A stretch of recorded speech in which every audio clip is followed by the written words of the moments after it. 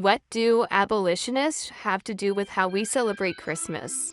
Only the amazing women who decided to fight slavery by spreading holiday cheer.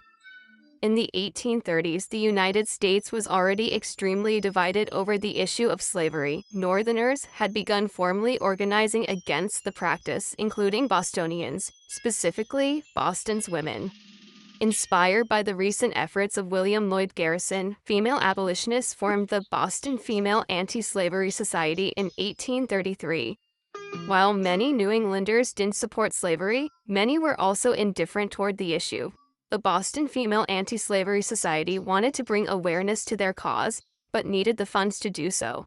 So, in 1834, these women, namely Maria Weston Chapman, Lydia Maria Child, and Louisa Loring, decided to host a small Christmas-time fair, where people could buy homemade Christmas gifts and meet fellow abolitionists. Held in one of the members' homes, the first event raised over $300 for the cause. The next year, again held in a member's house, a pro-slavery mob attacked the fair. So, Maria Chapman held it in her own home.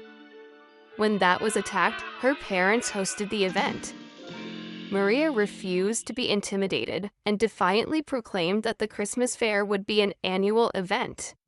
Over the next 20-plus years, the fair became a Boston tradition, growing into, according to Uncle Tom's Cabin author Harriet Beecher Stowe, the most fashionable shopping resort of the holidays. In the months leading up to the fair, abolitionist women across New England formed sewing circles in their respective towns to create goods to sell at the fair in Boston. These sewing circles also provided a safe space to discuss abolition in rural areas, where their views might not be as supported. Chapman spread the word in William Lloyd Garrison's The Liberator, the preeminent abolitionist newsletter of the era. The fair itself also became more openly activist in 1840 after introducing nighttime soirees and abolitionist lecturers featuring both men and women. The goods for sale themselves reflected the cause. Quills were labeled "Weapons for Abolitionists." Watch cases read, "The Political Economist counts time by years. The suffering slave reckons it by minutes." And by the early 1840s, Chapman added a new feature to the fair: a Christmas tree, one of New England's first. The tradition of the Christmas tree had been brought to America by German immigrants, and the fair organizers adorned it with children's gifts for sale, making it a prime attraction for New England families.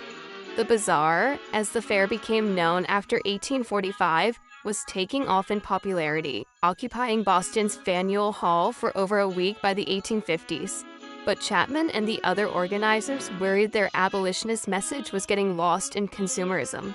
So Chapman officially abolished the fair in 1858, replacing it with annual gala dinners attended by the Anti-Slavery Society's most generous donors.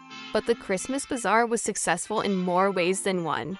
Not only did it raise money for the abolitionist cause, it demonstrated the growing political power of women.